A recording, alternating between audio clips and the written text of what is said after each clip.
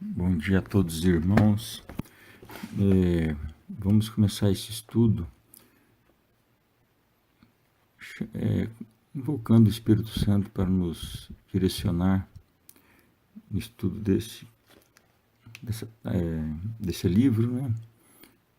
E tem como foco a palavra de Deus.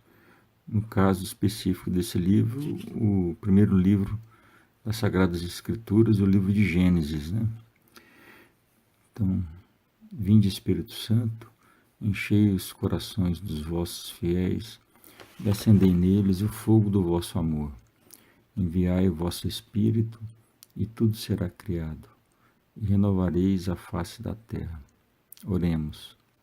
Ó Deus, que instruístes os corações dos vossos fiéis com a luz sobrenatural da graça do Espírito Santo, concedei-nos conhecer a verdade, a justiça e tudo que é reto, para que apreciemos retamente todas as coisas, segundo este mesmo Espírito, e gozemos para sempre da sua consolação.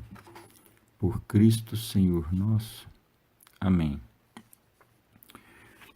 Pelo sinal da Santa Cruz, livra-nos Deus nosso Senhor dos nossos inimigos, visíveis e invisíveis.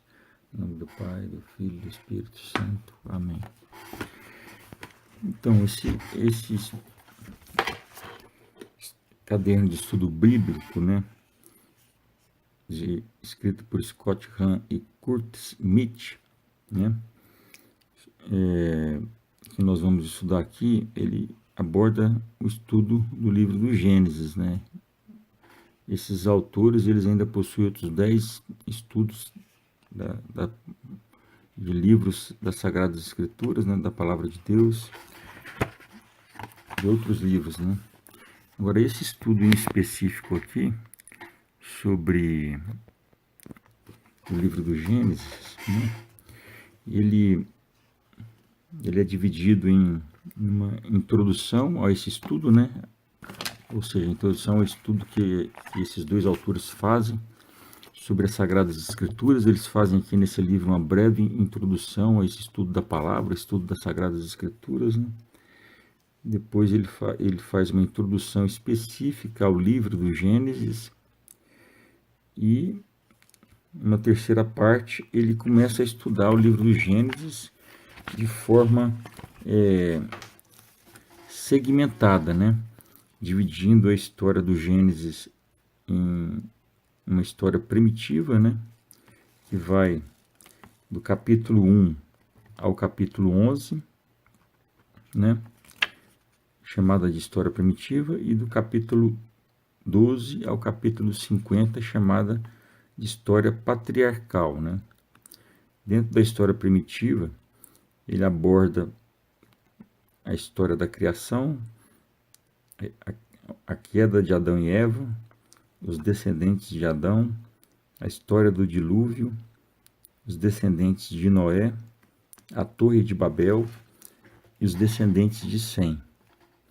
E na história patriarcal, que vai do capítulo 12 ao 50, ele faz um estudo sobre a história de Abraão, os descendentes de Ismael, a história de Isaac, a história de Jacó, os descendentes de Esaú, a história de José, as bênçãos das 12 tribos, né, feitas por Jacó, Israel, né, e a morte de Jacó, Israel, né, e de José.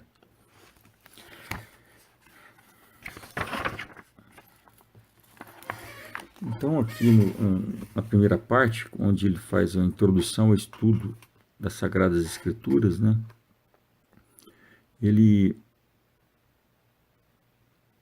explica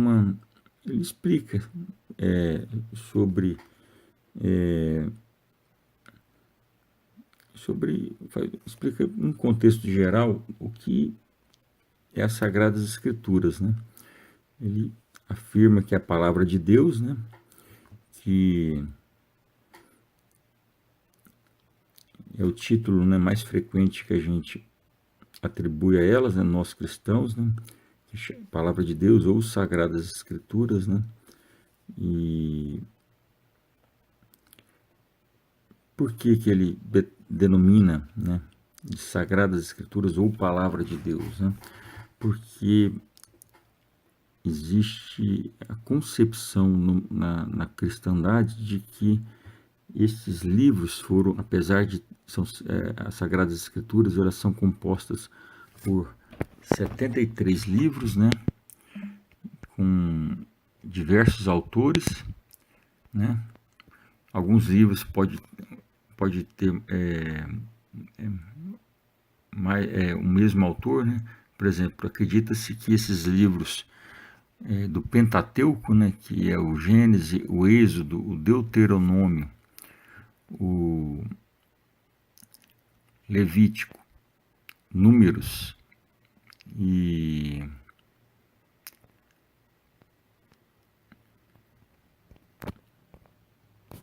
Levíticos, Número e Êxodo. Desculpa, eu citei a ordem errada. Gênesis, Êxodo, depois do Êxodo vem o livro do Levítico, em seguida vem o livro do Números e em seguida o livro do Deuteronômio. Então é Gênesis, Êxodo, Levítico, Números e Deuteronômio. E esses 5 livros, né, que também fazem parte da Torá, que são as escrituras judaicas, né, que também possuem outros livros também, semelhantes aos nossos, que compartilham outros livros semelhantes aos nossos, do nosso Antigo Testamento, né, que esses livros foram livros escritos por autores humanos inspirados por Deus. E, na verdade, inspirados pelo Espírito Santo, né, que é a segunda pessoa da Santíssima Trindade, né? E que, apesar de terem sido escritos, né, por diversos autores, esses 73 livros, pelo fato dele ter sido inspirado por Deus,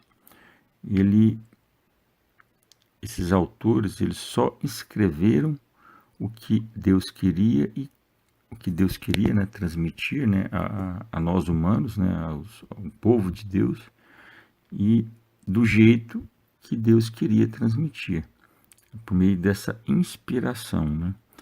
E por meio dessa inspiração do qual Deus os fez, os levou, né, e os usou como um instrumento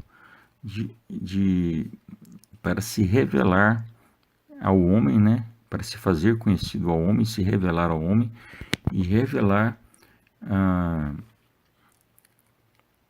de forma progressiva e gradual o seu plano salvífico, né? Ou seja, as Sagradas Escrituras, esses 73 livros, eles são considerados, né, como não possíveis de conter erros, ou seja, eles são inerrantes, né? Em termos, né, que a gente fala nessa questão de em relação à revelação que Deus faz ao homem para que ele adquira o conhecimento das coisas espirituais e o plano pelo qual Deus pretendeu salvar o homem, né? Como Deus criou o mundo e como Deus, após a queda do homem, Deus pretendeu salvar esse homem que foi criado, né, para ele e se afastou dele, de que forma que Deus planejou em resgatá-lo, trazê-lo de volta para si. Então, temos que entender que esses 73 livros, apesar de terem diversos autores, foram inspirados por Deus, né? Ou seja, pelo Espírito Santo. Então, eles devem ser considerados como um único livro, né? Um único livro no qual Deus revela esse plano, né? Por meio da sua palavra, né? E temos que ter em consciência que a palavra de Deus, o verbo de Deus, é a segunda pessoa da Santíssima Trindade, né? E essas sagradas escrituras que foram inspiradas a esses autores, né, bíblicos, pelo Espírito Santo, falam de Cristo, entendeu? Então temos que ter consciência que quando vamos ler as sagradas escrituras, temos que pedir, fazer uma oração, pedir auxílio do Espírito Santo para que nos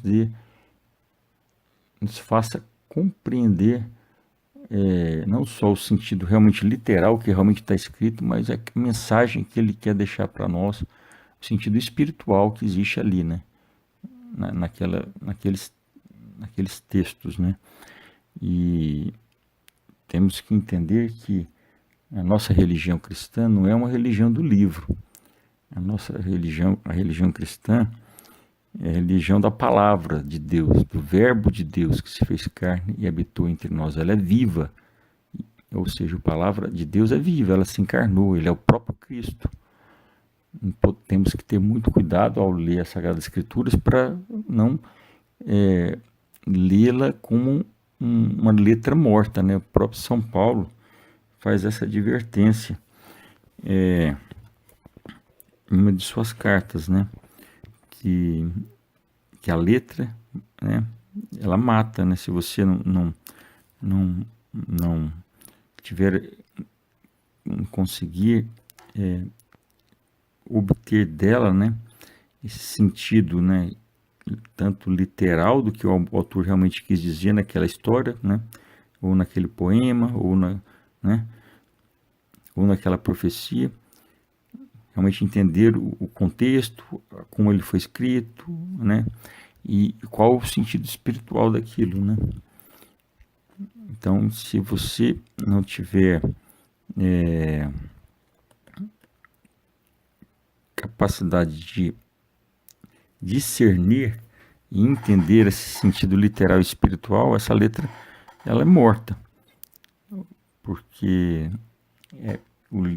as Sagradas Escrituras se tornam apenas realmente um livro, né? A nossa religião não é a religião do livro, é a religião, né, da palavra de Deus, do verbo de Deus feito carne, que se encarnou por amor a nós e para a nossa salvação, né? Se ofereceu voluntariamente na cruz para resgate de muitos, né? Então,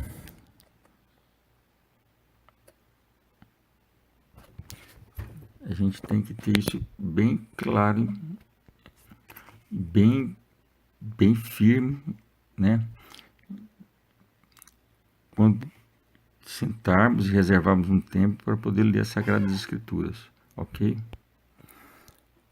Temos que entender também que, pelo fato das Sagradas Escrituras terem sido inspiradas pelo Espírito Santo, apesar dela ter sido escrita por diversos autores humanos diferentes, ela é um conjunto todo único.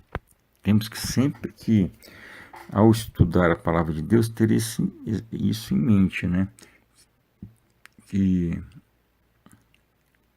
sentido totus, né? Total da Sagrada Escritura, que ela não pode ser tirada uma parte dela e utilizada arbitrariamente da forma como a gente quiser.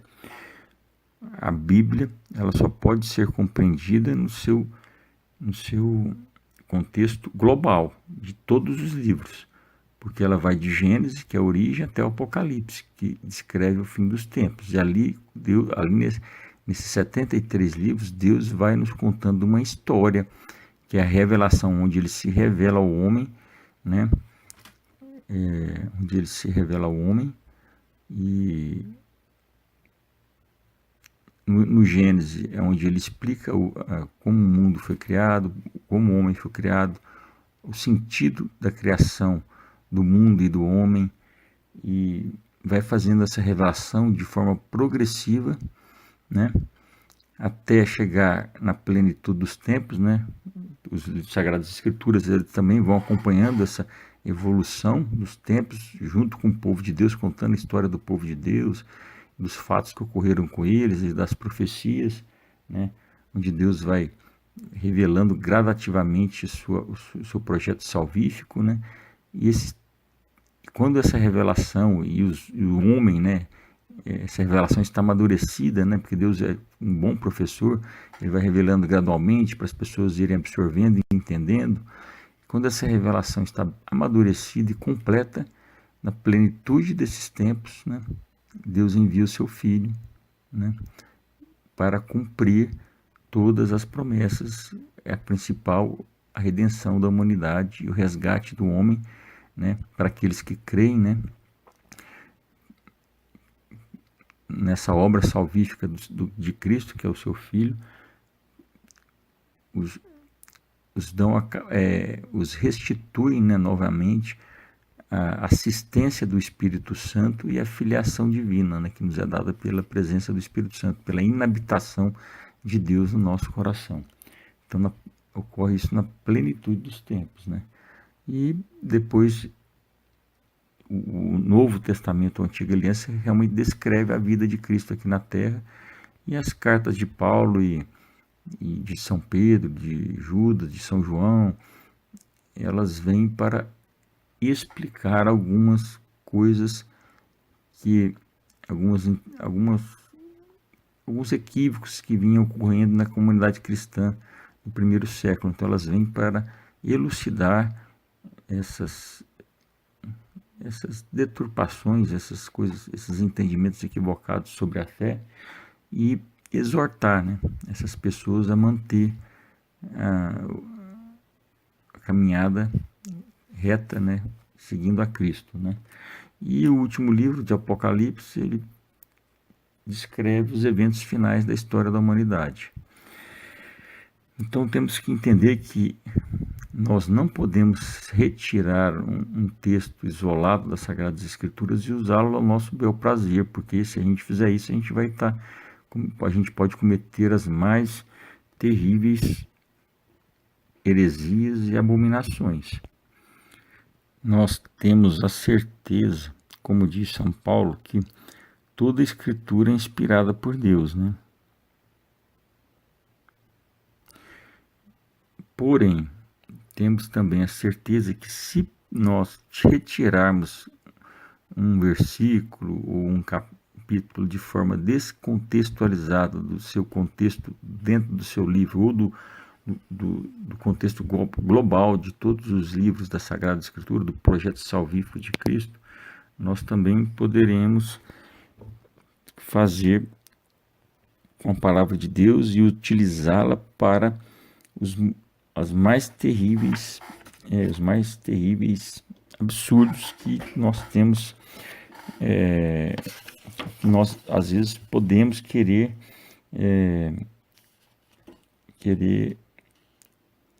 realizar e buscar ali dentro das Sagradas Escrituras algum texto descontextualizado para que possa confirmar esse absurdo, né? Então, nós devemos sempre buscar entender o sentido, né, das Sagradas Escrituras de forma contextualizada dentro daquele próprio capítulo, dentro do próprio livro no qual ele está escrito, e dentro de toda a Sagrada Escritura, que ela é única, né?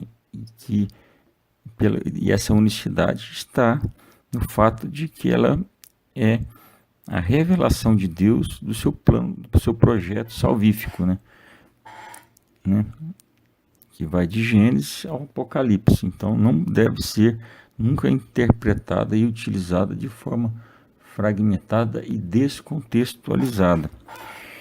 E outra coisa que às vezes dificulta a gente de entender o verdadeiro sentido, né, das Sagradas Escrituras, muitas vezes os preconceitos que nós já temos antes de lê-la, ou seja, as, o entendimento errado, muitas vezes, que nós já temos de algumas coisas relacionadas à fé, né? Que muitas vezes vem de influências iluministas, protestantes, e isso dificulta muitas vezes nós entendermos o real significado de determinados trechos bíblicos, né? Por causa dessas influências heréticas e equivocadas, erradas, que nós já temos na cabeça. Infelizmente todos têm, né? E, infelizmente, pela televisão, ou por algum amigo, ou pela própria deficiência na formação catequética, associado a tudo isso, faz com que nós, às vezes, tenhamos conceitos equivocados sobre a nossa fé, sobre o entendimento da nossa fé, e isso faz com que, ao lermos as Sagradas Escrituras, nós não conseguimos entender o real significado de determinados trechos, e acaba nos induzindo, ao ler esses trechos, fazê-los entender sobre esses conceitos que nós já tínhamos estabelecidos previamente antes de lê-los, né? E isso é importante, porque o modo como a gente lê as Sagradas Escrituras, né, depende muito dessas noções pré-estabelecidas que nós temos, né? Não só esses conceitos errados que nós recebemos, como às vezes até os conceitos corretos, né? Mas isso pode, né, gerar má interpretações, né, da nossa parte desses textos, né, que tem consequências ruins no agir, no nosso pensar e no nosso agir, não só dentro da igreja, mas fora da igreja, né? Porque queira ou não queira, o ser humano tenta viver e agir da forma com a qual ele pensa e entende o mundo, né? E esses conceitos, né, vêm das religiões. E no caso, né, específico da Bíblia, né, esses erros, né, levam a consequências ou a recompensas, né, que têm valores definitivos e eternos, né, de como a gente pensa e como a gente age, né. Então a gente tem que realmente buscar conhecer realmente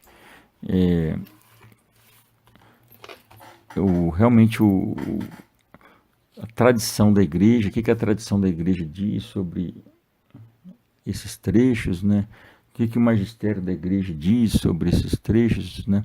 Porque nós temos que entender que a doutrina católica ela é baseada na tradição apostólica da fé, e a transmissão oral dessa tradição de um discípulo para o outro, e para as comunidades nas quais eles eram pastores, e de pai para filho dentro dessas comunidades, né?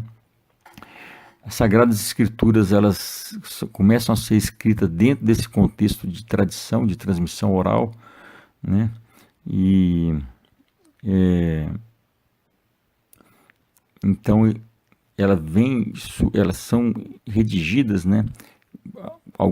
Os primeiros textos começam a ser redigidos por volta de 40 depois de Cristo, ou seja, quase 7 a 10 anos depois da morte de Cristo. E nesse tempo, a fé foi transmitida somente pela transmissão oral, e a tradição que vinha da transmissão dos apóstolos para as comunidades às quais eles pastoravam, e para os discípulos, novos discípulos, os quais eles formavam, né? E de pai para filho dentro dessas comunidades. E então as Sagradas Escrituras, elas começam a ser escritas dentro desse contexto de tradição, e mesmo assim elas só vão terminar de ser escritas no ano 90 depois de Cristo, ou seja, até o ano 90 depois de Cristo as comunidades cristãs não tinham todos os livros do Novo Testamento, e eles utilizavam como parâmetro, né, os livros do Antigo Testamento, né, e à medida que ia sendo escrito dentro desse contexto de tradição, né, os livros do Novo Testamento, esses livros eram adicionados na biblioteca local, porém isso já era transmitido oralmente para essas comunidades, sem nenhum problema, nenhuma dificuldade. Então temos que entender que essas temos que entender que as Sagradas Escrituras elas devem ser entendidas e compreendidas dentro desse contexto da tradição apostólica da fé, né? E também do magistério, né? Porque também, se a gente for entender, as cartas de Paulo, de São Pedro, de São João e Judas são cartas magisteriais, do magistério da igreja, que esses apóstolos, né? E São Pedro Papa escreveu com o intuito de esclarecer a fé da igreja para algumas comunidades. A carta de Paulo é destinada a algumas comunidades em específicas. Já as cartas de São João, de Judas e de São Pedro são cartas chamadas católicas, né? Porque elas são destinadas a toda a comunidade, a todas as comunidades cristãs que existiam naquela época. Então, temos que entender que o entendimento das Sagradas Escrituras, né, tem que ser feito dentro desse contexto da tradição apostólica da fé e do magistério da igreja, do magistério perene de 2000 anos da igreja. Então, a chave de leitura das Sagradas Escrituras é a tradição apostólica da fé e o magistério perene de 2000 anos da Igreja Católica, que veio para esclarecer e elucidar a fé, né, da igreja em momentos conturbados em que heresias ameaçavam a fé dentro da igreja, e heresias inspiradas, né, pelo espírito mundano de cada época, nesses 2000 anos, né, que é comandada pelo anticristo, né? Então, temos que saber que as Sagradas Escrituras elas devem ser entendidas dentro desse contexto que tem como chave de leitura a tradição apostólica da fé e o magistério perene de 2000 anos da Igreja Católica. Porém, a tradição e o magistério também não depende das Sagradas Escrituras, sendo esses três itens, né, Sagradas Escrituras, tradição e magistério, o tripé que sustenta a doutrina católica, né?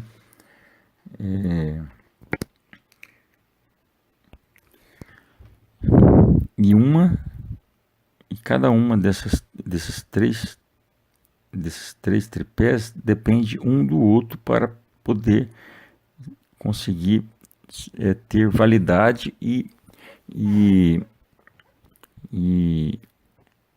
é o tripé que sustenta todo o edifício espiritual, né, da sã doutrina católica da salvação.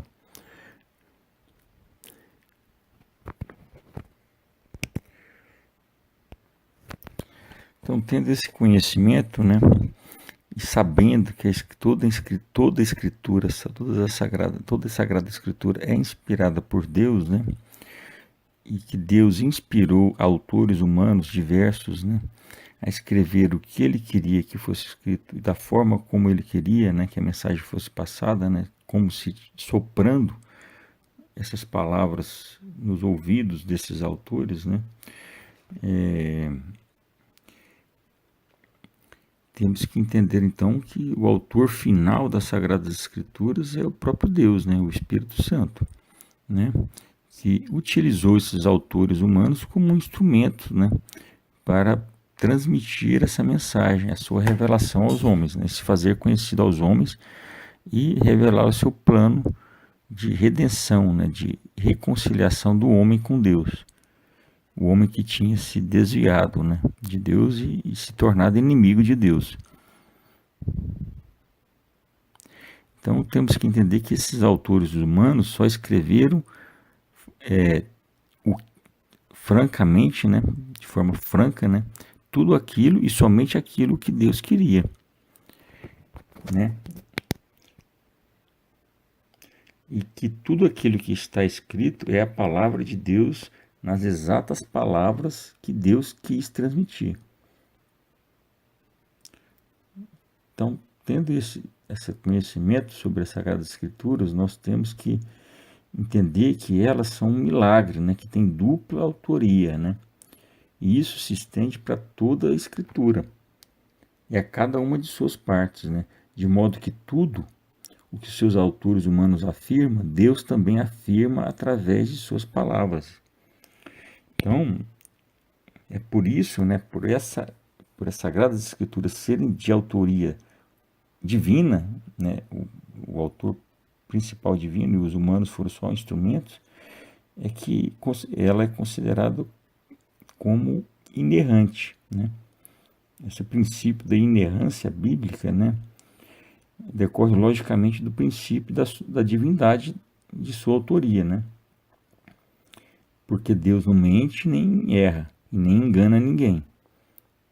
E sendo então a Bíblia então divinamente inspirada, ela não pode conter erro algum quanto àquilo que os autores, né, tanto divino quanto humanos, afirmaram ser verdadeiros, entendeu? E esse princípio da inerrância bíblica, né, ele é até mesmo mais abrangente que o princípio da infalibilidade da igreja, né? Porque nos é garantido pelo dogma da infalibilidade, né, papal, né, que a igreja sempre ensinará a verdade em tudo aquilo que disser respeito à fé e à moral.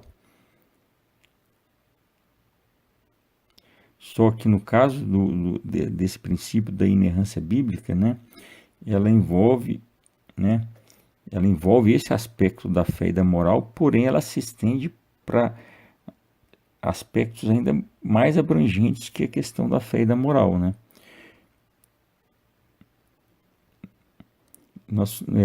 Em que sentido, né? No sentido de que nos assegura que todos os fatos e eventos, né, da história da nossa salvação que estão apresentados nas Sagradas Escrituras, eles estão apresentados de modo exato e verdadeiro.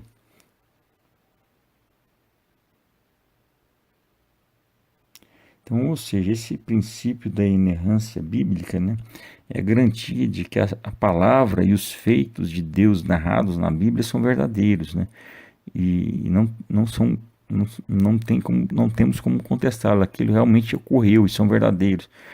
E lá estão unificados, né, declarando numa só voz as maravilhas do seu amor salvífico, né, do amor de Deus pela humanidade e de como Deus pretendeu, após a queda do homem, resgatá-lo e redimi-lo e reconciliá-lo consigo, né? Agora temos que ter claro também em mente que esse princípio da inerrância bíblica não quer dizer, no entanto, que a Bíblia é uma enciclopédia universal que serve a todos os propósitos e cobre todos os campos de estudo. Não. A Bíblia não é, por exemplo, um compêndio de ciências empíricas e não deve ser tratada como tal. Quando os autores bíblicos relatam fatos de ordem natural, podem ter a certeza de que estão falando de modo puramente descritivo e fenomenológico. O que isso significa? Que eles estão apenas descrevendo aquele fenômeno que eles viram, de acordo com a maneira como as coisas se apresentaram para eles nos seus sentidos. Tendo todos esses conhecimentos já expostos, nós temos que entender que o que está implícito nisso tudo é o desejo que Deus tem de se fazer conhecido por todo mundo, né? E de estabelecer uma relação de amor com cada homem, mulher e criança que Ele criou. Por isso Deus se revela ao homem, né? Por isso Deus nos deu as Sagradas Escrituras, né? Porque Ele quer estabelecer essa relação de amizade e revelar o seu amor para nós com o intuito de nos salvar. Este é o principal propósito, né, que perpassa cada página da Bíblia, cada palavra de Deus, né, em verdade, em espírito e em verdade. E para se revelar ao homem, Deus, né, ele usa, né, maneiras humanas de se comunicar, né? O próprio profeta Oséias, né, no capítulo 11, ele descreve que, né, um trecho aqui, Deus, né, segurava-os com laços humanos, com laços de amor. Fui para eles como o que tira da boca uma rédea, ele lhes dei alimento, né? Ou seja, Deus nos atrai por laços humanos, por laços de amor, né? E nos alimenta, né, com a sua palavra, né? Então, Deus utiliza, né, o que os teólogos chamam, né, de acomodações, né? Às vezes ele se inclina para se comunicar conosco por condescendência, né? Ou seja, ele fala à maneira dos homens, como se ele tivesse as mesmas paixões e fraquezas que nós temos. Outras vezes, né, ele se comunica conosco por elevação, ou seja, dotando as palavras humanas de um poder divino. Por exemplo, né, através dos profetas, né? Os inúmeros exemplos de acomodação divina na Bíblia são a expressão de modo sábio e paternal do proceder de Deus. Com efeito, um pai sensitivo fala com seus filhos tanto por condescendência, né, se rebaixando, né, no nível do filho, da criança, né, quando a criança se agacha, conversa da maneira dela, né, usando um palavreado infantil, né, ou por elevação, trazendo o entendimento do filho a um nível mais maduro, né? E Deus faz isso com o intuito de se fazer entendido e compreendido pelo homem, né?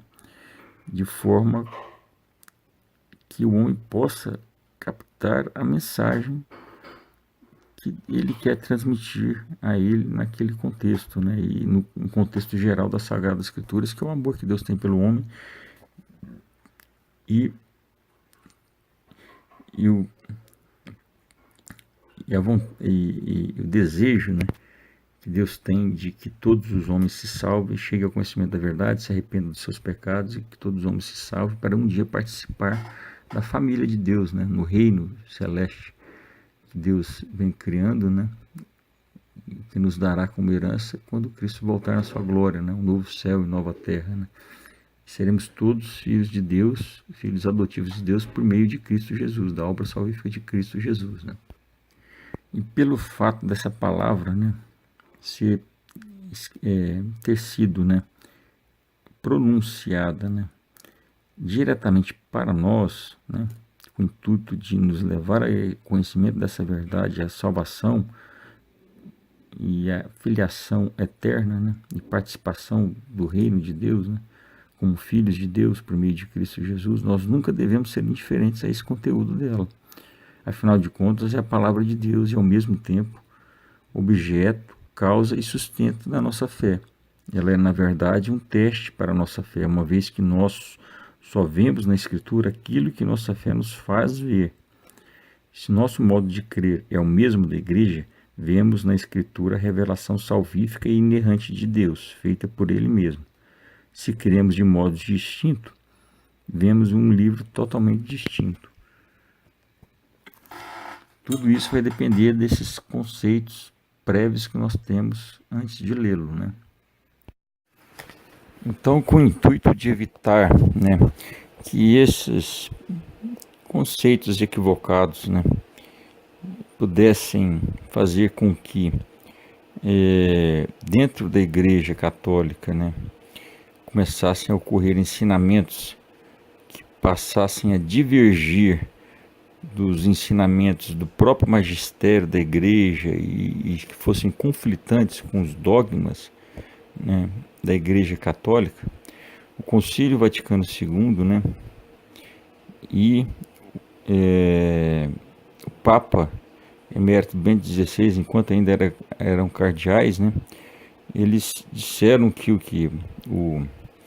as Sagradas Escrituras deve ser a alma da teologia, né, e que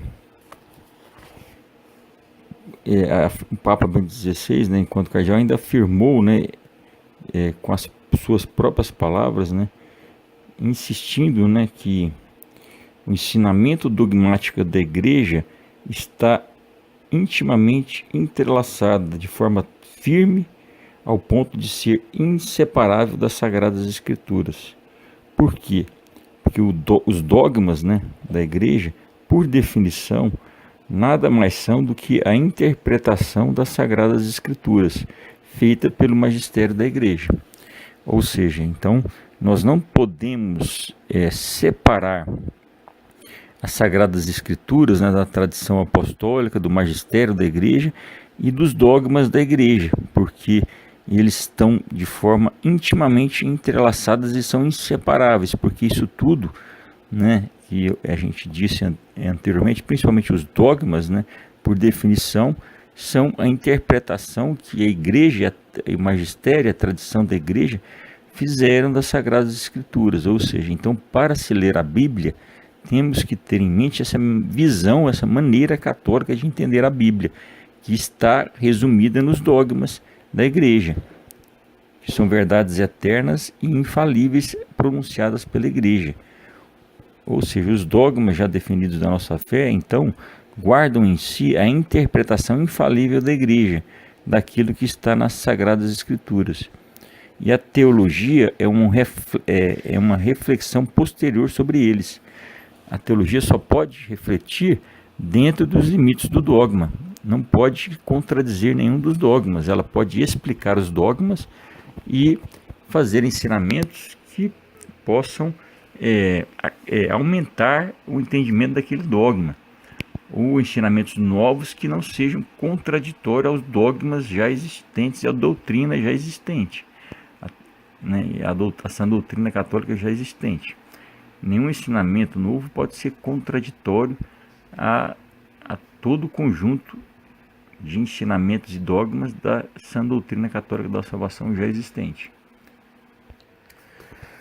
Além dessa observação, eles fizeram uma observação que a Bíblia ela tem que ser entendida, né, de três maneiras, né? Inicialmente temos que entender o sentido total de todas as Sagradas Escrituras, né? E para partir desse sentido total, entender os sentidos, no caso, literal de um determinado trecho e o sentido espiritual desse determinado trecho. Então, a partir do sentido total da Bíblia, né, nós temos que entender o sentido literal daquele determinado livro, ou daquele determinado capítulo, ou versículo que estamos estudando, e baseado nesse sentido total, partir para o literal, e do literal partir para o sentido espiritual daquele trecho. Então, tendo esse entendimento, né, que a Bíblia tem esses três sentidos, o sentido total, né, do plano projeto salvífico, né, da humanidade revelada por Deus ao homem, o sentido literal de cada livro ou de cada capítulo que nós lemos e o sentido espiritual de cada capítulo, trecho, versículo que nós lemos, de forma contextualizada dentro do sentido global daquele próprio livro e dentro do sentido global de toda a Sagrada Escritura. Então, um capítulo ou um versículo não pode ser entendida fora do contexto global do seu próprio capítulo, fora do contexto global do próprio livro em que ele está escrito e fora do contexto global de toda a Sagrada Escritura. Ele tem que ser entendido, né, nesse aspecto, contextualizado dentro do próprio livro, primeiro dentro do próprio capítulo, depois dentro do próprio livro e depois dentro de toda a Sagrada Escritura, né? É dessa forma que um versículo isolado deve ser entendido. E baseado então nesses três sentidos, o total, o literal e o espiritual, né, nós temos que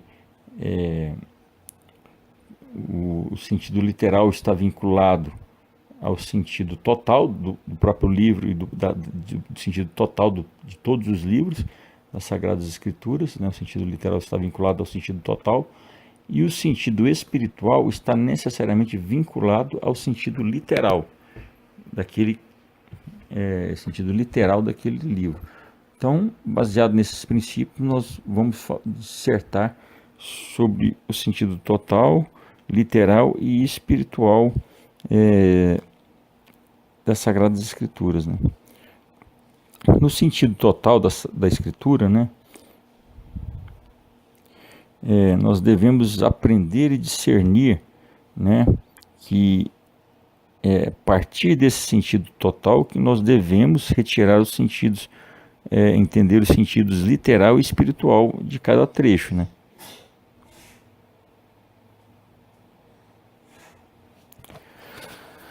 Ou seja, para fazer essa exegese espiritual, né, essa leitura de forma a entender os sentidos, né, total, literal e espiritual, né, de forma ortodoxa, né, e isso, né, esse entendimento não é, nós quando vamos fazer esse entendimento, isso não é como se a gente fizesse um voo irrestrito na imaginação, né, nós temos limites que já foram estabelecidos, né, que são esses três aí, e a questão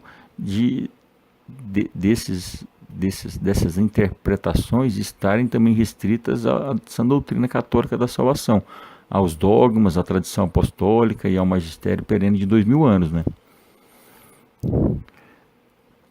Então, quando nós vamos fazer essa leitura, né, para pegar o sentido, no caso espiritual, né, das Sagradas Escrituras, e a gente não está fazendo um voo irrestrito aí, não. A gente tem certos limites que são esses parâmetros que já foram ditos anteriormente, né?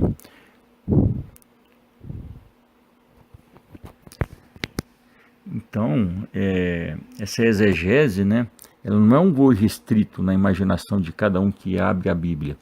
Muito pelo contrário, a exegese dos textos bíblicos, né, o entendimento dos textos bíblicos, é uma ciência sagrada, né, que procede de acordo com certos princípios, né, que foram já ditos anteriormente, e permanece sob a responsabilidade da sagrada tradição, do magistério e da ampla comunidade de intérpretes bíblicos, né, tanto os vivos quanto os já mortos, né.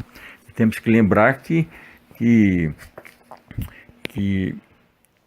existem a literatura patrística, né, escritos desde a ascensão de Cristo ao céu, né, e que não estão dentro das Sagradas Escrituras. Existem os discípulos dos apóstolos, eles também escreveram livros, né, Santo Irineu de Lyon, São Policarpo, Santo Inácio de Antioquia, Santo Anselmo, Santo Agostinho, diversos pais da igreja escreveram extensa literatura relatando sobre a fé da igreja e o entendimento da fé, né? Então esses escritos têm também que ser respeitados, né? Tem que ser e são utilizados dentro da tradição da igreja e do magistério da doutrina católica como parâmetros para entendimento dessa exegese bíblica, né? Espiritual, essa exegese espiritual, essa interpretação espiritual dos textos, né? Nós temos que entender que essa exegese espiritual, então, não é um voo restrito, né, da imaginação do leitor, né? Ela tem que ter alguns limites, e esses limites são os dogmas da Igreja Católica, a doutrina católica, o magistério perene de 2000 anos da Igreja Católica, né? E temos que entender também que essa exegese é uma ciência sagrada, né, que procede de acordo com certos princípios, né, e permanece sempre sobre a responsabilidade da sagrada tradição, né, que, como eu já disse, né, do magistério da igreja e da ampla comunidade de intérpretes bíblicos, né, que vão confirmar essas exegeses espirituais que às vezes os teólogos fazem. A igreja que tem a palavra final sobre a interpretação das Sagradas Escrituras, né, do seu sentido espiritual, né. Então, né, nessa busca, né, do sentido total de um texto, né, da Sagrada Escritura, né, de forma contextualizada dentro do seu capítulo, dentro do seu livro e dentro de todo o contexto de todos os livros das Sagradas Escrituras, né, nós temos que evitar, né, uma tendência, né, que é forte, né, de tentar espiritualizar demais o sentido desses textos, né, de modo que esse sentido espiritual fique totalmente divergente, né, da verdade literal daquele próprio texto, naquele contexto, de forma que acaba minimizando esse sentido literal daquele texto, daquele livro, naquele contexto, né? Isso é um erro gravíssimo, né? É um erro gravíssimo e que é um erro gravíssimo quando a gente faz uma interpretação espiritual que acaba negando o sentido literal daquele texto, né? Minimizando ou negando o seu próprio sentido literal do que está realmente escrito naquele texto. Isso é um erro gravíssimo. Inclusive Santo Tomás de Aquino, né, muito ciente desse problema, ele fez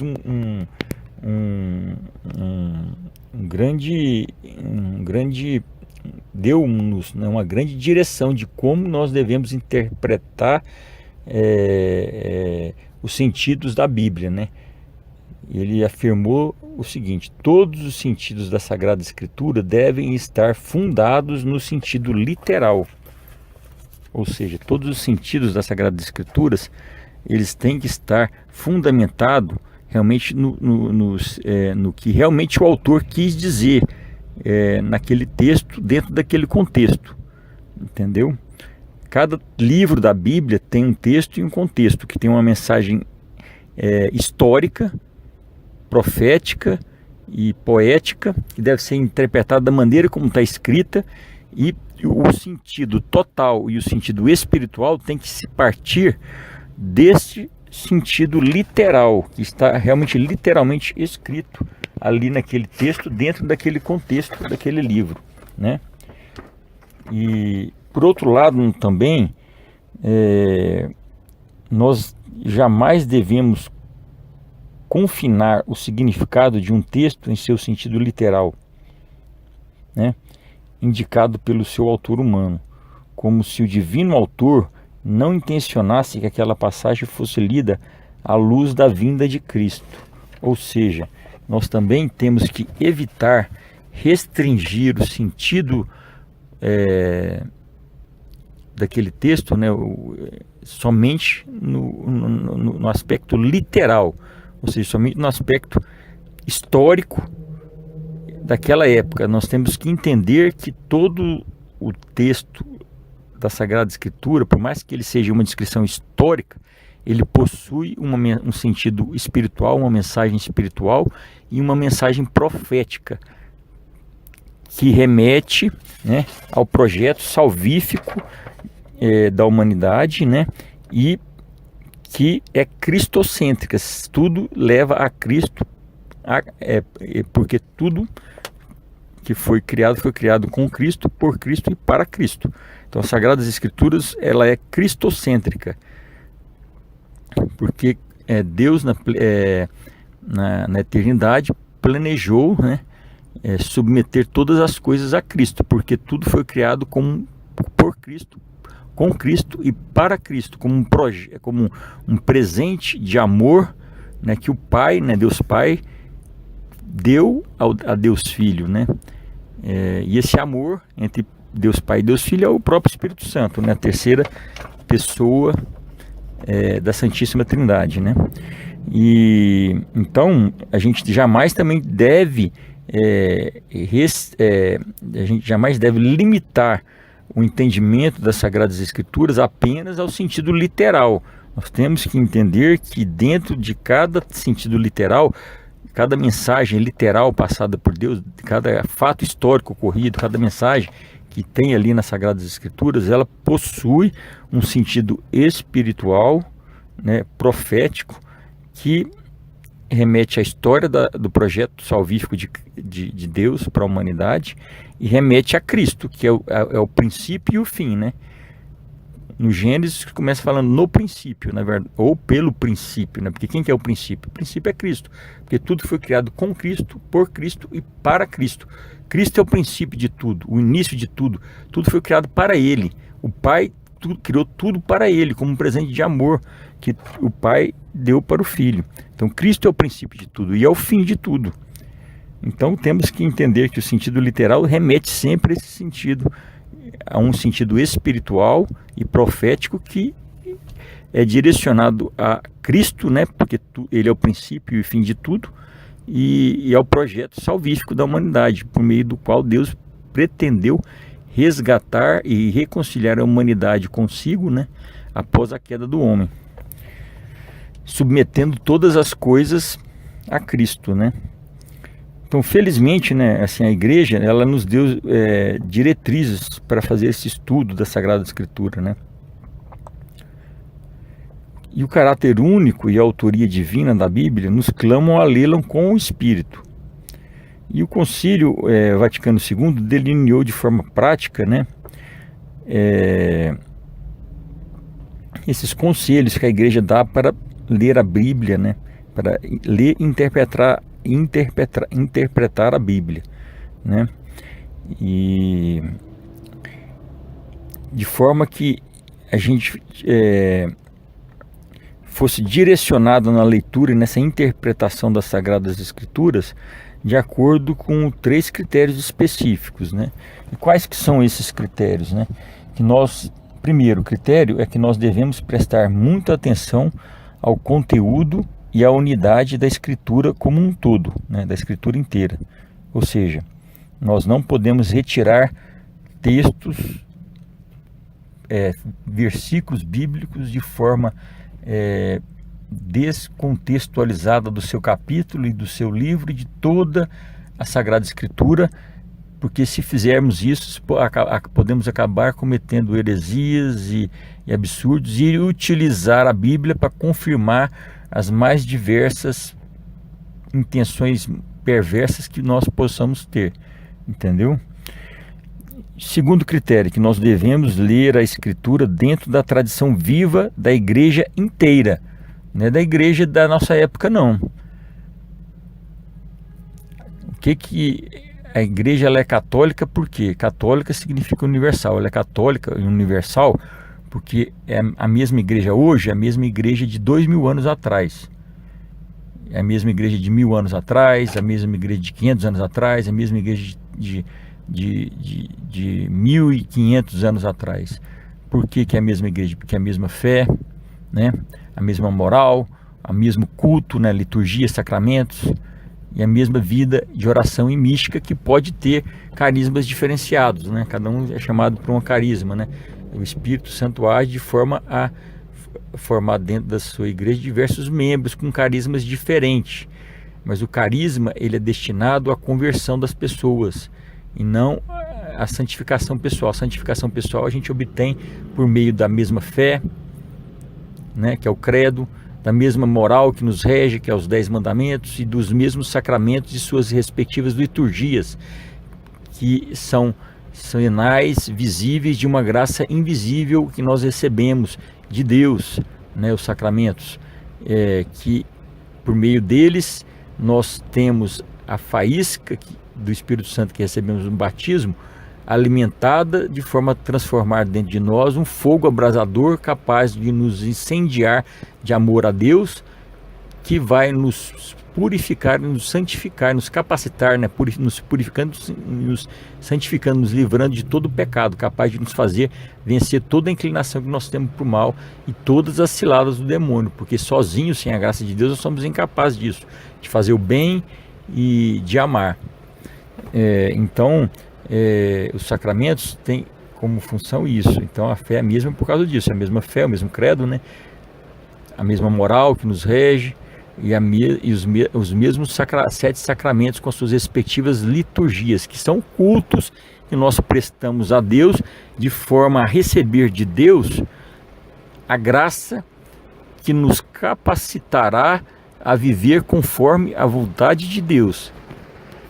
Os sacramentos são isso, culto que prestamos a Deus de forma por meio do qual nós recebemos a graça que Deus nos dá, que é o Espírito Santo, nos alimentando, nos incendiando, formando dentro de nós um fogo abrasador, que nos capacitará a viver conforme a vontade de Deus, de forma que, persistindo desta maneira, sejamos santificados por Deus, de forma que ao fim dessa vida, dessa peregrinação terrena, possamos, ao final da nossa vida terrena, receber a coroa da justiça, que é a vida eterna, é a filiação a Deus, para desfrutar de novo céu e nova terra que Deus um dia irá renovar e restaurar na sua volta gloriosa. E até lá estaremos desfrutando e vivendo, vivendo a maravilhosa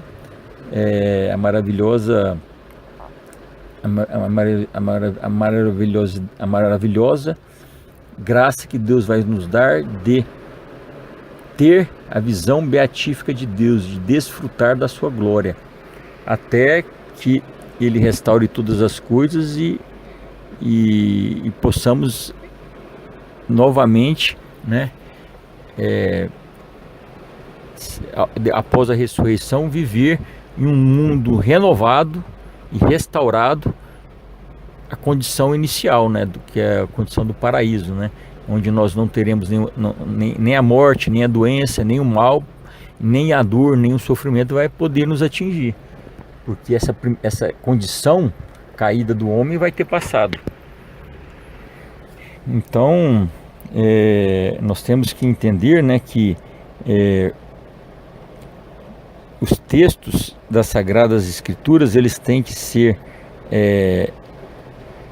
entendidos e lidos de acordo com essa tradição viva da igreja, né, inteira, né, de todos os tempos, porque senão nós podemos cair no engano de acabar, devido aos ataques que a igreja sofre constantemente pela sua peregrinação aqui na terra, que são levantados por Satanás, que inspira nos seus servos, né, o espírito mundano de cada época, né, de forma a atacar a igreja e levar à perdição os eleitos de Deus, né. As pessoas que são eleitas pela fé em Cristo e entrega total a Cristo, né, e de forma que fazem de tudo que está ao seu alcance, né, humanamente falando, para viver conforme a vontade de Deus e suplicando incessantemente a graça de Deus para que Deus o santifique e o capacite a viver essa vida de acordo com a sua palavra e a sua vontade, né? De acordo com a sua doutrina, a sã doutrina católica da salvação. Então, o primeiro critério, então, como eu já disse, é que temos que entender que um texto não pode ser descontextualizado do seu contexto, dentro do capítulo, dentro do livro, dentro de toda a Sagrada Escritura. O segundo critério, que devemos ler a Escritura dentro do contexto da tradição viva da igreja inteira, de todos os tempos, da igreja de todos os tempos, por isso que é a igreja universal. A comunhão dos santos vem desse fato, do fato de que hoje nós temos a mesma fé dos santos que estão hoje no céu, que viveram há 1000 anos atrás, há 2000 anos atrás, há 1500 anos atrás, há 1300 anos atrás, não importa a época, a igreja é a mesma ontem, hoje e sempre. E o terceiro critério, que nós devemos estar atentos à analogia da fé, né? E se nós formos fiéis a esses critérios irão nos proteger de muitos perigos, né, que iludem alguns leitores da Bíblia, né, que induziram as mais diversas heresias e aos cismas que ocorreram dentro da igreja, né, que dividiram o corpo de Cristo, né, e acabaram dando origem à igreja ortodoxa e acabaram dando origem depois ao grande cisma do Ocidente, formando as igrejas protestantes, e que hoje tem mais de 20 mil seitas, cada uma dizendo uma coisa diferente, ou seja, uma confusão danada. Nenhuma delas tem a mesma fé, tem o mesmo culto, entendeu? A mesma crença, cada uma diz uma coisa, e virou uma verdadeira Babel, uma verdadeira confusão, né? Após isso, né? E você vê que cada pastor que funda uma igreja, ele faz isso por divergência com o pastor da igreja de onde ele saiu, ou por aspirar à vontade de realmente, às vezes, crescer, ganhar dinheiro com a pregação do evangelho. E você vê que a gente observa que eles não têm uma unidade, né? Cada um diz uma coisa, ensina uma coisa diferente, e realmente virou uma verdadeira confusão, trouxe uma verdadeira confusão para dentro da cristandade, né? E de forma que a cristandade perdeu a unidade que existia enquanto ainda existia somente a Igreja Católica, e mesmo quando existia só a católica e a ortodoxa, existia uma certa unidade dentro da igreja, porque a igreja ortodoxa diverge em temas pouco específicos, né, como a questão do primado de Pedro em relação ao papado, né, que eles não aceitam o primado de Pedro, né, e é uma coisa que a gente pode abordar no segundo tempo. Também é uma heresia isso. Eles são cismáticos, né, mas eles, no geral, eles têm uma fé muito mais semelhante à fé católica do que os protestantes. Porém, hoje as igrejas ortodoxas, muitas delas também já foram, principalmente na Rússia e no leste europeu, foram infiltradas por comunistas e socialistas, e já tiveram muito da sua doutrina e sua teologia modificada, principalmente como eu disse, na igreja ortodoxa russa e em alguns países do leste europeu,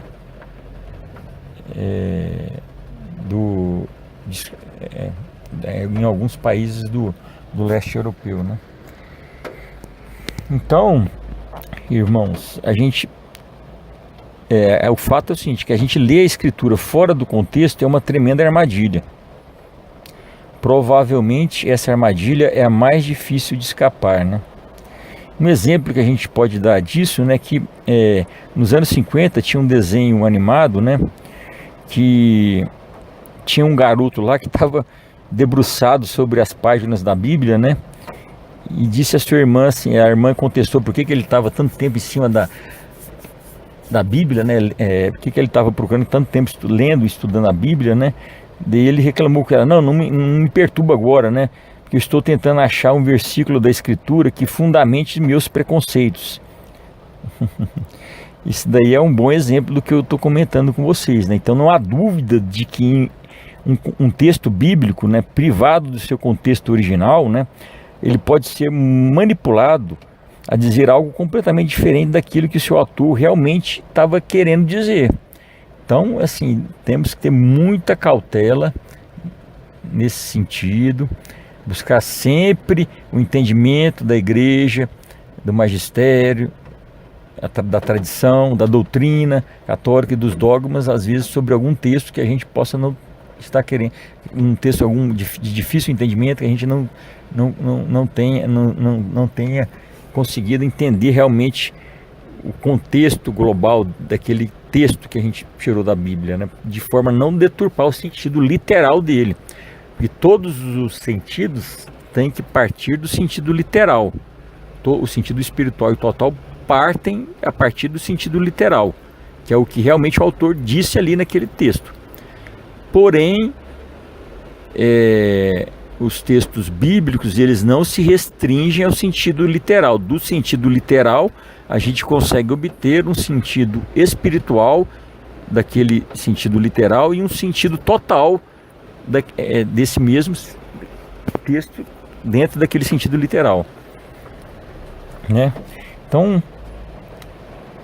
esses critérios que a igreja estabeleceu, né, eles nos guiam justamente porque definem em que consistem os contextos autênticos de cada passagem bíblica, né? O primeiro critério, né, que a gente citou, né, que devemos prestar muita atenção ao conteúdo e à unidade da escritura inteira, né, a escritura como um todo, ou seja, o sentido total do texto, né? Ele dirige o contexto literário de cada verso, né, no que se inclui não apenas a palavra e parágrafo que compõem e circundam esse texto, né, que nós estamos lendo, né, mas também todo o corpo de escritos do autor bíblico, né, em questão, né, ou seja, aquele texto ele tem que ser entendido, interpretado dentro daquele parágrafo e dentro de todo aquele livro e também dentro de todas as Sagradas Escrituras, né, de todos os 73 livros que contém o projeto salvífico de Cristo, né? E o contexto literário completo, né, de qualquer parte da Escritura inclui todo e qualquer texto, desde o Gênesis até o Apocalipse, entendeu? Então, assim, ou seja, aquele texto tem que ser entendido dentro daquele contexto do parágrafo, dentro daquele contexto daquele livro em específico e dentro de todo o contexto das Sagradas Escrituras que vão de Gênesis ao Apocalipse, já que a Bíblia é um livro unificado, né? A gente não pode achar que a Bíblia é um livro só. Os 73 livros são um livro só, escrito por diversos autores humanos, mas que contém um único autor final e original, que é Deus, que é o Espírito Santo, a terceira pessoa da Santíssima Trindade, que inspirou esses autores humanos a escrever aquilo que ele queria repassar de mensagem para a humanidade e somente aquilo que ele queria passar, né? Então, assim, isso a gente tem que ter bem claro na nossa mente, que a Bíblia é um livro único e não uma coleção de livros separados, né? E quando a igreja ela canonizou o livro do Apocalipse, né, para dar um exemplo, né, para vocês, ela reconheceu que ele seria incompreensível se lido separadamente de todo o contexto mais amplo de toda a Bíblia. Então o Apocalipse só tem como ser compreendido se nós conhecermos e sabermos, né, e termos o entendimento literal e espiritual de cada um dos outros 72 livros das Sagradas Escrituras, né? O segundo critério, né, que diz que que nós devemos ler a Sagrada Escritura dentro da tradição viva da igreja inteira, né? Ele posiciona firmemente, né, a Bíblia no contexto de uma comunidade que valoriza sua tradição bíblica, sua tradição viva, né? Ou seja, essa comunidade, quem é? É o povo de Deus, né? Que através desses 2000 anos viveu a sua fé, né? Que é a mesma fé, a mesma moral e os mesmos 7 sacramentos e a mesma vida de oração com os seus diversos carismas, né, que nos guiam nesses 2000 anos, né? E que a gente tem que entender bem? Por que a gente tem que entender bem isso? Porque após a reforma, porque com o surgimento da imprensa e a compilação desses 73 livros, né, num único livro, né, de forma compilada pela imprensa, né, as pessoas leigas passaram a ler os livros das Sagradas Escrituras e começaram a fazer interpretações errôneas e entendimentos errados desses textos, e de onde surgiu aí as heresias protestantes e o grande cisma do Ocidente, né? E a gente tem que entender que até 1500, quando foi criada a imprensa, né, cada um desses livros ele era escrito em um pergaminho ou em um papiro, né? Pergaminho é feito de pele de animal e o papiro é feito de uma folha vegetal que dura muito tempo. E esses livros eram escritos manualmente, né? Foram escritos manualmente pelos seus autores originais, né? E cada livro era escrito em um rolo. Tem livro que era escrito em mais de um rolo. Então, de papiro ou de pergaminho, né? Então, assim, os textos originais eles foram reproduzidos por copistas, né, ou por escribas, né, na época dos judeus, né, e dificilmente uma pessoa conseguia ter todos os livros. Geralmente, quem continha todos os livros era o sacerdote daquela comunidade. Mesmo aquele sacerdote, muitas vezes ele não possuía todos os livros das Sagradas Escrituras, e quando possuía, era somente o sacerdote daquela comunidade, e era necessário um local semelhante a uma biblioteca hoje nossa, para guardar todos esses livros, porque eles eram, cada livro era escrito dentro de um pergaminho ou papiro, né? E tinha livro que era necessário mais de um pergaminho papiro para poder englobar todo o livro daquele autor. Por exemplo, Isaías, que são os profetas maiores, né? Jeremias, Ezequias, né?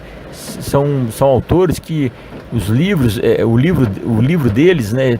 Era necessário ser escrito em mais de um pergaminho. Então, a gente tem que entender que por muito tempo a fé foi ensinada para essas comunidades através da transmissão oral dos sacerdotes para a comunidade e de pai para filho, né?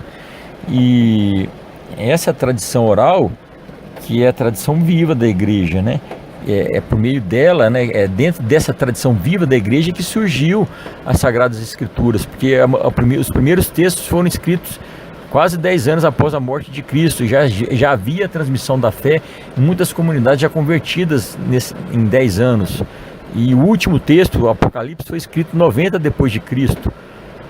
Então as Sagradas Escrituras, elas surgiram dentro desse contexto de transmissão oral e tradição viva dentro da igreja, por meio da tradição oral de um sacerdote para o outro, né, de um bispo que ordenava um presbítero, né, e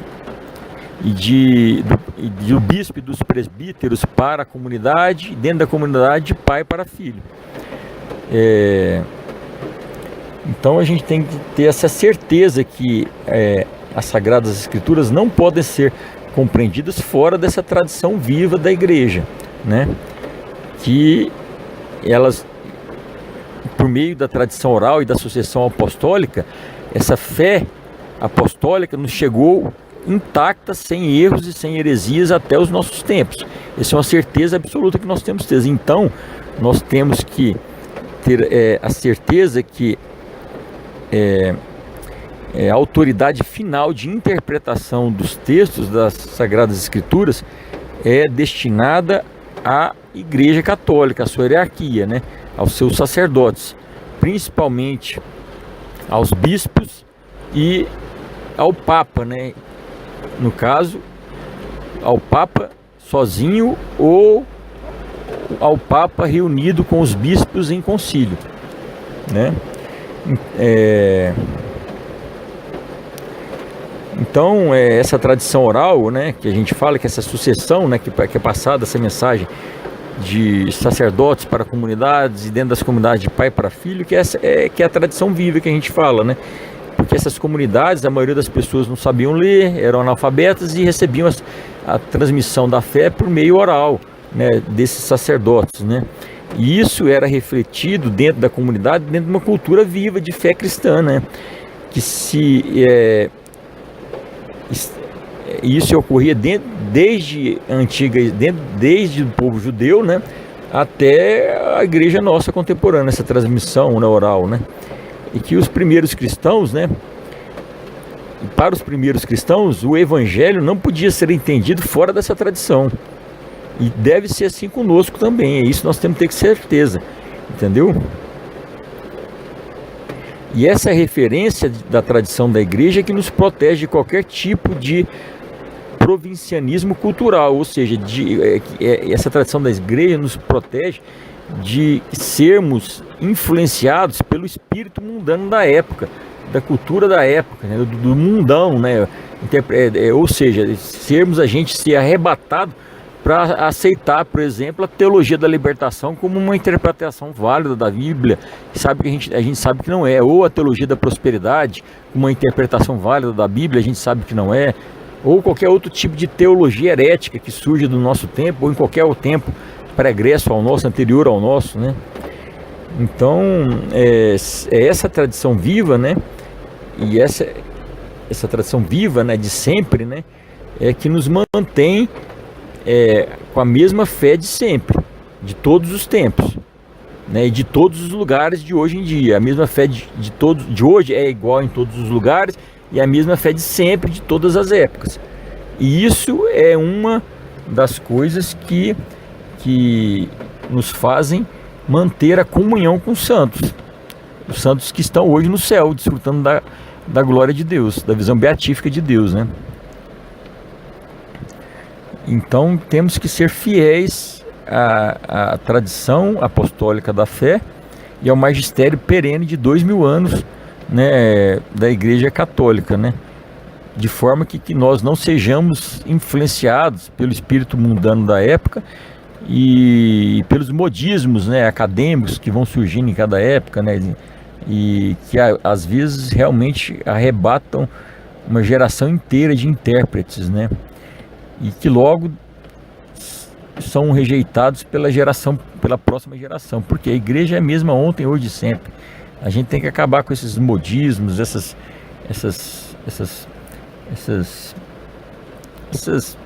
e deixar de não ser influenciados por esse espírito mundano de cada época, né? Temos que ter essa maneira católica, esse jeito, essa maneira católica de crer e de ser e de agir, né? E o terceiro critério, né, ele diz que nós devemos estar atentos à analogia da fé, né? E ele coloca a escritura dentro do quadro da fé, né? Ou seja, a escritura ela só pode ser conhecida dentro da fé apostólica, né? Dentro da fé, da tradição da fé apostólica. Se cremos que a escritura é divinamente inspirada, temos que crer que ela é internamente consistente e coerente com todas as doutrinas nas quais os cristãos creem. Ou seja, se a gente crê que Deus a inspirou, né, e Deus formou uma igreja aqui na terra e formou uma única igreja aqui na terra, a Santa Una Igreja Católica Apostólica Romana, né, e que para os seus apóstolos ele ensinou tudo que era necessário para a salvação da humanidade, né, levando à plenitude o entendimento das Sagradas Escrituras do Antigo Testamento. Então nós temos que entender que essas Sagradas Escrituras foi divinamente inspirada, foi plenamente revelada os seus mistérios aos apóstolos e que os seus ensinamentos são consistentes e coerentes com toda a doutrina nas quais a igreja professa e ensina e que nós cremos. Então, assim, é importante a gente lembrar que os dogmas da igreja, né, como a presença real de Cristo na hóstia consagrada, o papado, né, com o primado de Pedro e o da Imaculada Conceição, né, eles não foram adicionados às Sagradas Escrituras, eles são de fato a interpretação infalível da Escritura feita pela igreja, certo? Essa é a fé dos apóstolos daquela época. Então, baseado nesses três critérios, nós podemos partir então para os sentidos, né, dos textos, né? Aqui nós já dizemos, já abordamos aqui nesses três critérios mais ou menos o sentido total da Escritura, né? Que a gente tem que, cada texto tem que ser analisado dentro do seu contexto e dentro do sentido total da Escritura, né? Agora nós vamos analisar o sentido literal e o sentido espiritual das Sagradas Escrituras, né? A gente tem que entender em relação ao sentido literal das Sagradas Escrituras, né? Que Deus, ele muitas vezes para revelar coisas espirituais, ele utiliza de figuras e analogias com coisas que nós conhecemos no mundo material, porque às vezes seria difícil para o homem entender as coisas espirituais sem que fossem feitas essas analogias, esse sentido figurado, correlacionando as coisas espirituais com as coisas do mundo visível, material que nós conhecemos, né? Então, assim, como a Bíblia ela tem essa autoria divina e humana, né, essa autoria dupla, né, cuja origem é divina, porém Deus utilizou e inspirou os humanos, utilizou os humanos como instrumento ao inspirá-los, né, ou seja, a soprar no ouvido deles, inspirando e estimulando-os a escrever aquilo que ele queria, como ele queria, né? É necessário para a gente lê-la coerentemente, né, que a gente domine, né, esse tipo de leitura, né, distinto daquele que estamos acostumados, né. Primeiro, antes de tudo, a gente tem que entender, né, e ler e entender o sentido literal do texto, o que realmente o texto quer dizer. Ou seja, a gente tem que ler aquele texto bíblico, né, da mesma forma como a gente lê outros escritos humanos, né, tentando entender o significado exato do que está escrito no texto. Nesse estágio inicial, nós devemos nos empenhar na descoberta do significado originário que tinha as palavras e expressões usadas pelos escritores bíblicos naquela época, né, em que elas foram escritas, né, e recebidas pelos seus contemporâneos, né. Ou seja, a gente tem que buscar entender como o homem daquela época, como a pessoa daquela época, o judeu daquela época, como era o mundo daquela pessoa, como eram as coisas ao seu redor e como que aquelas pessoas utilizavam aquelas palavras, aquelas expressões, né, para poder entender o sentido real daquilo que ele escreveu, né. A gente não pode tentar entender o que um judeu há 2000 anos atrás escreveu, né, de acordo com a cultura da época e com as coisas que existiam naquela época, com a mentalidade que nós temos hoje do homem moderno, né, que tem televisão, celular, tem videogame, né, o mundo hoje tem carro, avião, né, um monte de coisa, né. Então a gente tem que tentar entender como é que era o mundo daquela época, como é que eram as condições humanas daquela época, como que as pessoas entendiam as coisas naquela época, viam o mundo naquela época, né? Quais eram os recursos disponíveis, como as pessoas viviam, né? Naquela época, né? Como elas cultivavam as coisas, obtinham o sustento, que é totalmente diferente do modo como nós hoje obtemos. Então, assim, baseado nesse entendimento, a gente tem que tentar entender estritamente o que o autor colocou naquele texto, baseado nesse contexto daquela época, né, para entender realmente para onde ele quer nos levar, né, não só estritamente dentro do que está escrito, mas passando desse sentido literal do que realmente está escrito para um sentido espiritual, né.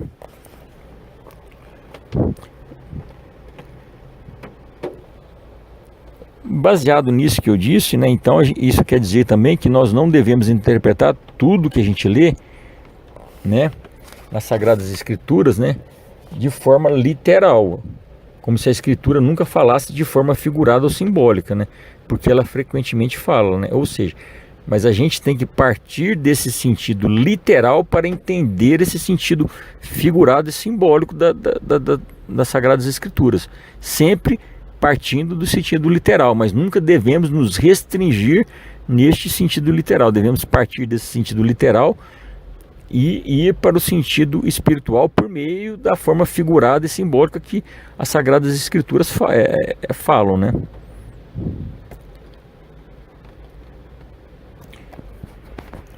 Então, né, para fazer isso, a gente tem que ler, né, as Sagradas Escrituras de acordo com as regras, né, que governam os diferentes gêneros literários, né, que variam dependendo do que estamos lendo.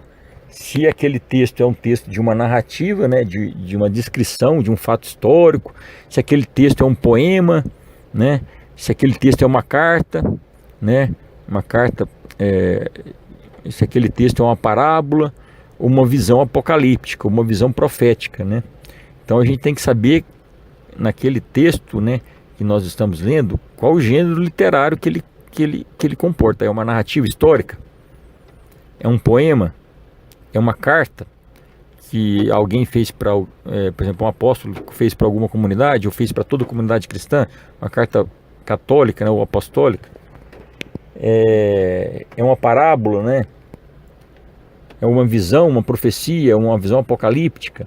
Então a gente tem que entender o gênero para que, entendendo esse gênero, nós possamos entender o sentido literal do que está escrito ali, de forma contextualizada dentro daquele capítulo, dentro de todo aquele livro e dentro de toda a Sagrada Escritura.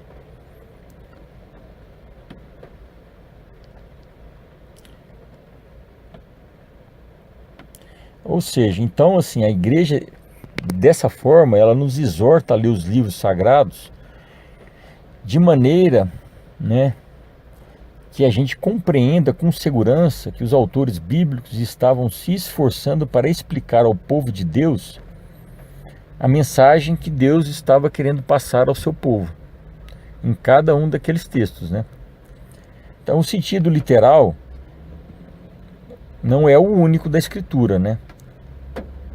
Mas é a partir dele que nós devemos interpretar todos os textos das Sagradas Escrituras, né? E partir desse sentido literal para o sentido espiritual, né?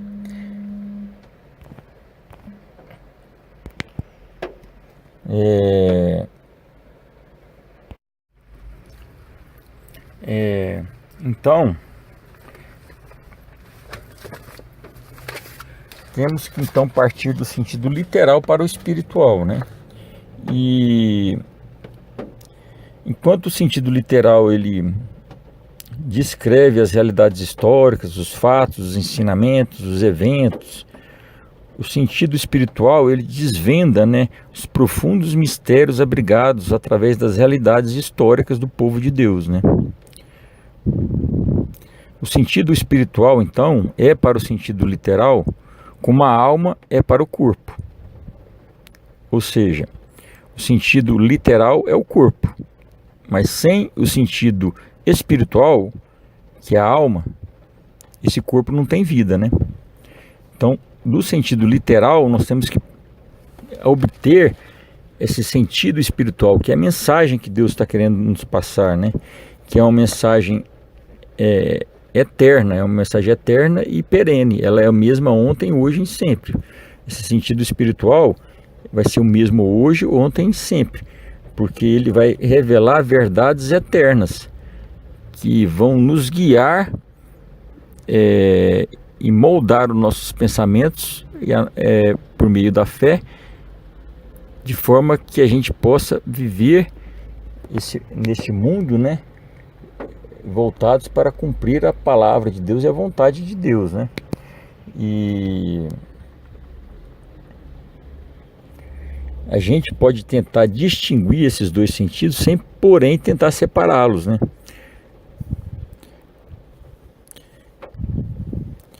Porque se a gente tentar fazer isso, isso é fatal, né? São Paulo, né, foi o primeiro, né, a insistir nisso, e já alertava para as consequências.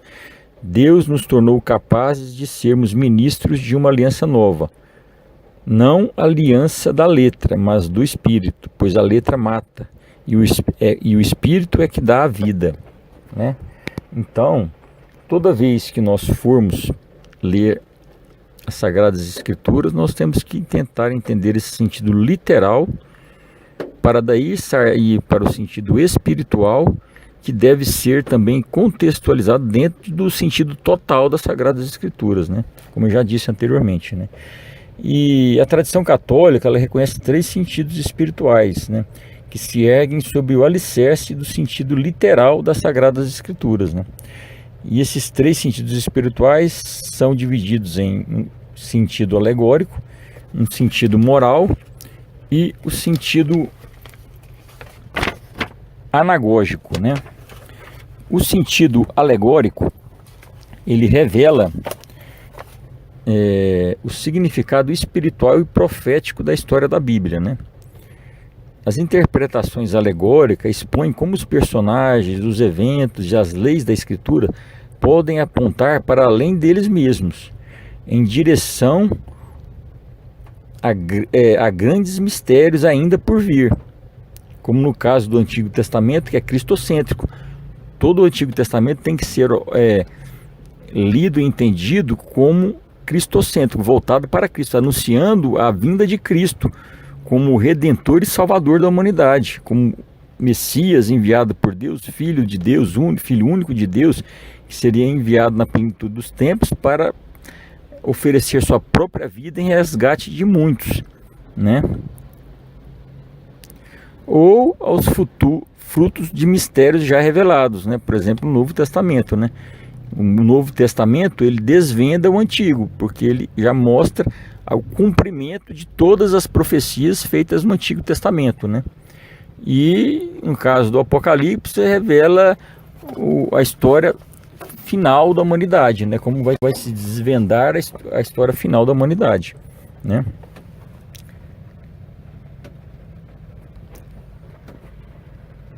Então a gente deve ler frequentemente o Antigo Testamento dessa forma, para descobrir de que modo o mistério da nova aliança do Cristo já estava contido na Antiga Aliança, no Antigo Testamento.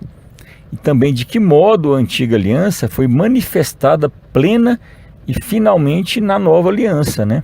No Novo Testamento. Essa compreensão alegórica é também latente no Novo Testamento, especialmente no relato da vida e da obra de Jesus nos Evangelhos, sendo Cristo a cabeça da igreja e a fonte da sua vida espiritual. Tudo aquilo que foi realizado por ele enquanto viveu no mundo antecipa aquilo que ele continua realizando em seus membros através da graça. Então, tudo que Cristo realizou naquela época tem um sentido estrito de nos dar exemplos, né, vivos e reais de como que tanto o Antigo Testamento se cumpriu, como de como seria manifestado o seu corpo por meio da igreja e por meio do qual ele santificaria e salvaria toda a humanidade, né? E porque ele dispensa a sua graça ordinariamente por meio da sua igreja, né? Então esse sentido alegórico, né, ele fortalece a virtude da fé nossa, católica, né? Agora o sentido moral, né? Esse sentido moral, o tropológico, ele revela como as ações do povo de Deus no Antigo Testamento e a vida de Jesus no Novo Testamento nos incitam a criar hábitos virtuosos em nossa própria vida, né? Eles nos fazem refletir sobre como nós devemos pensar e agir no nosso dia a dia, né? Nos dão lições, nos guiam, né? São luz, né, para o nosso caminho, né? Nesse sentido, a Escritura, né, se tiram alertas contra vícios que nós temos e contra os pecados, né? Assim como nela se encontra uma inspiração para se perseguir a pureza e a santidade. E baseado nisso, né, o sentido moral, ela fortalece a virtude da caridade, que é o amor a Deus sobre todas as coisas. E no caso do sentido anagógico vem de a nossa pátria, né? Que é o terceiro sentido espiritual das Sagradas Escrituras, né? Esse sentido anagógico, ele nos acende à glória celeste, porque ele nos remete à nossa pátria celeste, né? Ele nos faz imaginar como um incontável número de eventos contidos na Bíblia são prefiguração da nossa união final com Deus na eternidade. E revela-nos como as coisas visíveis na terra são imagens das coisas invisíveis do céu. E com isso, né, nos fazem ter nos fazem desfrutar antecipadamente, mesmo que de forma muito nebulosa, né, assim, muito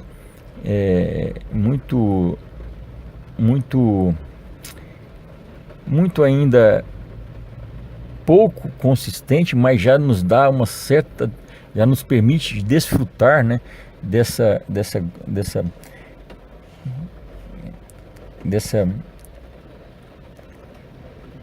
glória celeste que um dia nós iremos viver, né, ao viver na visão beatífica de Deus e viver como família de Deus com todos os santos eleitos, com a Santíssima Virgem, e já nos fazem desfrutar, mesmo que de forma pouco consistente, de forma muito precária, né, porque a nossa imaginação humana ainda não consegue entender tudo aquilo que Deus tem planejado para nós, né? E nossos sentidos também não conseguem compreender, né? Mas já nos permite desfrutar e nos alegrar com isso, né? E contemplar o nosso destino final, né? Que é a nova Jerusalém celestial, o novo céu e nova terra que Deus vem preparando para nós, né? E esse sentido anagógico, né, que remete à nossa pátria celeste, ele fortalece a virtude da esperança, né? Que são as virtudes teologais que nós recebemos no batismo: fé, esperança e caridade, né? Então esses sentidos espirituais fortalecem essas virtudes teologais da fé, esperança e caridade, que nos são dadas no batismo quando recebemos o Espírito Santo, né? E deixamos de ser criaturas de Deus, escravas de Satanás, e voltamos a ser filhos de Deus por meio de Cristo, seja Jesus, ao receber o Espírito Santo, né? O Espírito Santo, quando nós recebemos o batismo, nós recebemos o Espírito Santo como uma faísca, e junto com esse Espírito Santo ele nos dá a virtude da fé, da esperança e da caridade, né? Que é alimentada por essa leitura orante, meditativa da palavra de Deus, de acordo com esses critérios que nós comentamos aqui. Esse Espírito Santo é alimentado espiritualmente por essa leitura orante e meditativa da palavra de Deus, e também é alimentado fisicamente pelo alimento físico, que é o corpo e sangue de Cristo, nos dados na Eucaristia, que é um dos 7 sacramentos. Os sacramentos também nos dão graça, nos dispensam mais viver a vida da igreja, dentro da igreja, em comunidade, porque nós fomos chamados para ser família de Deus, então somos chamados a viver em comunidade e amando uns aos outros como Deus nos ama. Então, dentro dessa comunidade, por meio da hierarquia dos sacerdotes, nós recebemos a graça ordinária de Deus por meio dos sacramentos. E um deles é o sacramento da Eucaristia, mas existem outros sacramentos. Caso a gente peque mortalmente, temos que procurar o sacramento da penitência. Se a gente for chamado por Deus, a nossa vocação for ser família, nós temos que chegar na igreja e pedir, homem e mulher que se amam, tem que chegar à igreja e pedir a igreja, né, que ela